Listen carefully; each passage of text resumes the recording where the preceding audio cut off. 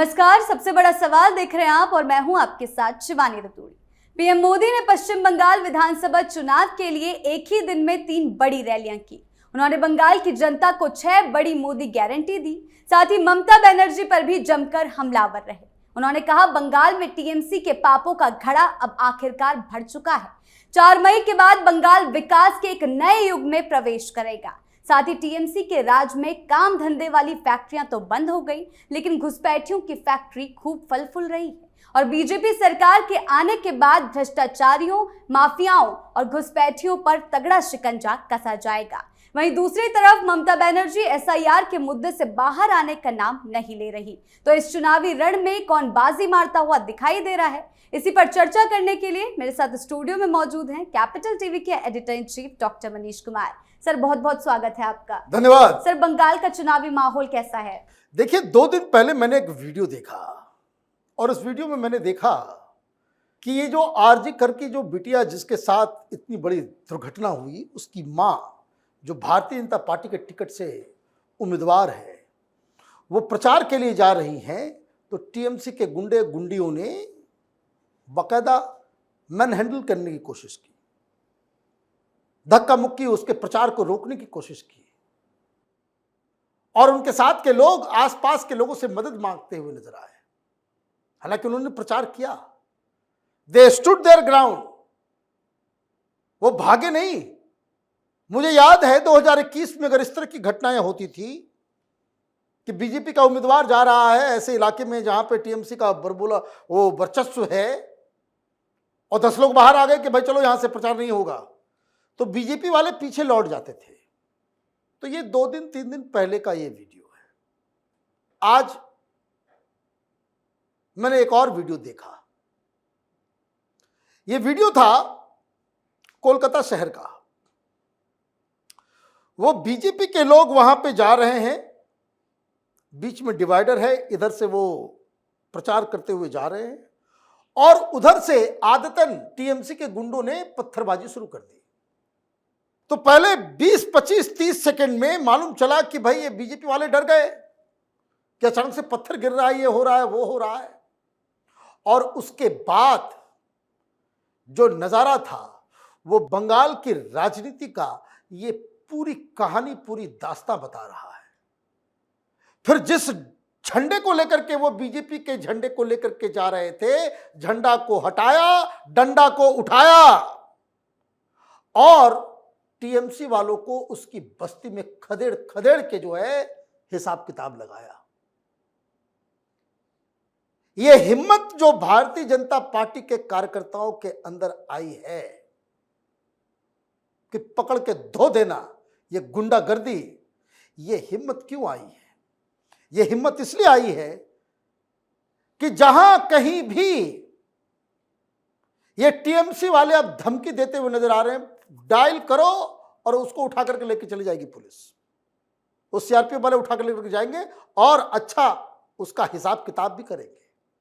ये जो 400-500 लोगों का तबादला किया गया है, ये पुलिस वालों की सारी हेकड़ी जो है वो जो टीएमसी की दलाली में इन लोगों की होती थी, वो सब का इंतजाम किया है। ये सारे लोग बिल्कुल सेट हो गए, अब ये भाग रहे हैं। एक और मैंने देखा, वो तो मुर्शिदाबाद का वीडियो है कि वहां हिंदू बस्तियों में कुछ टीएमसी के लोग धमकाने के लिए पहुंचे। जैसे पॉकेट मार को मारा जाता है ना, लिंच कर देना, वहां उस टीएमसी के गुंडे का हिसाब किताब कर दिया गया। मुझे ये सब बताते हुए बड़ा खराब लग रहा है, लेकिन सच वो नंगा होता है। ये सच को जानना और समझना और इस सच को पचाने की आप आदत पकड़ लीजिए। बंगाल ऐसा लगता है कि इस देश का हिस्सा ही नहीं है। इस तरह की राजनीति वहां पे चलती है। ये सीधे सीधे गुंडागर्दी करके धमकाया जा रहा है और इस वीडियो को हो सके तो जितने भी इलेक्शन अधिकारी हैं वहां तक पहुंचाइए। मैं फिर कह रहा हूं, अभी भी धमकाया जा रहा है कि अगर तुम्हारे बूथ में अगर टीएमसी को सारा वोट नहीं गया तो चुनाव के बाद तुम लोगों को छोड़ेंगे नहीं, ये टीएमसी के गुंडे अभी भी कर रहे हैं। तो ये सारी कहानी चल रही है, लेकिन तारीफ करनी पड़ेगी इलेक्शन कमीशन की कि वो टीएमसी की इस गुंडागर्दी के सामने वो डट के रोज नए नए एक्शन, नया नया काम, तबादले, सस्पेंशन, ये सब कर रही है। और ये सब क्यों हो रहा है? क्योंकि प्रधानमंत्री मोदी हो, अमित शाह हो, भारतीय जनता पार्टी हो, उन्होंने साफ कहा है कि भाई इस बार तो बदलाव साफ साफ नजर आ रहा है। ममता बनर्जी एसआईआर क्यों चीख रही है, चिल्ला रही है? क्योंकि 91 लाख वोट उड़ गए और उस 91 लाख में बताया जा रहा है कि 80 लाख वोट जो है वो तो टीएमसी का ही है। जो मरे हुए थे, जो ट्रांसफर हो गए, जिनका नाम फर्जी तरीके से था, ये सारे वोट पड़ते थे और ममता बनर्जी की पार्टी वहां पे पड़वाती थी, छापा करवाती थी। इसलिए ममता बनर्जी परेशान है, इसलिए एसआईआर की रट लगा रही है, लोगों को डरा रही है। लेकिन भारतीय जनता पार्टी ने पूरा नैरेटिव इस बार बदल दिया है, पूरा नैरेटिव बदल दिया। पिछली बार आप कि गुजरात से आ रहे हैं तो बाहर से लोग आ रहे हैं, यूपी के आ रहे हैं तो बिहार के आ रहे हैं, ये बंगाली नॉन बंगाली करके आपने तमाशा किया।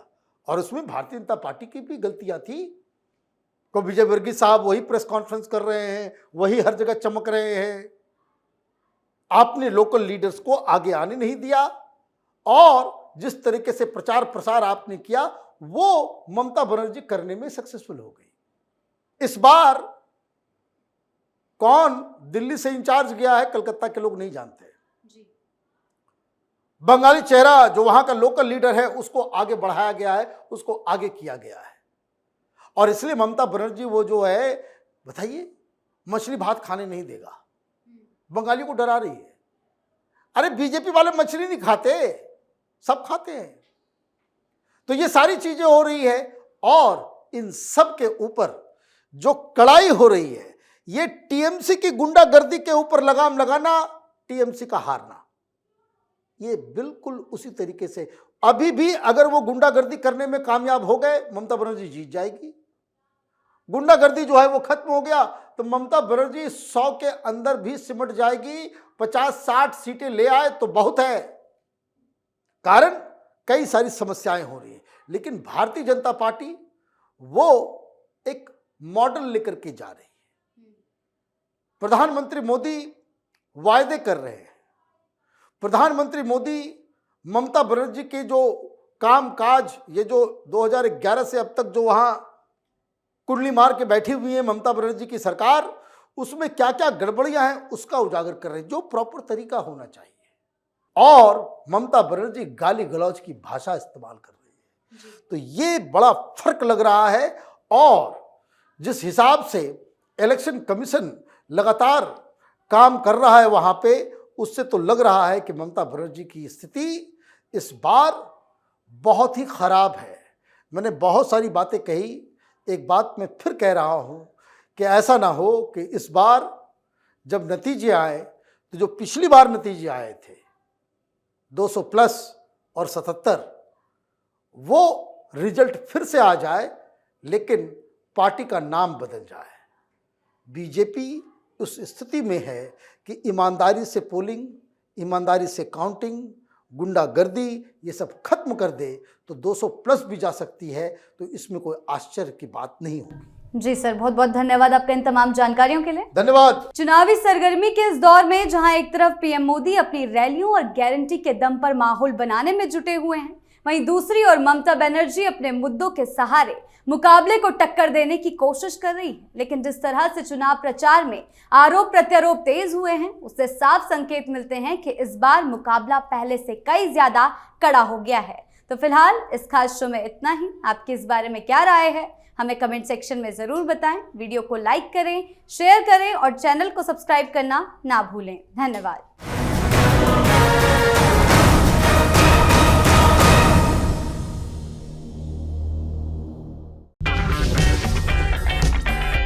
अगर आपको हमारा वीडियो पसंद आया हो तो इसे लाइक करें, हमारे चैनल को सब्सक्राइब करें और हाँ, बेल आइकन दबाना ना भूलें ताकि आप तक हमारे वीडियो की नोटिफिकेशन पहुंचती रहे। आप अपना सुझाव हमें कमेंट बॉक्स में दे सकते हैं। हमारे साथ जुड़ने के लिए शुक्रिया।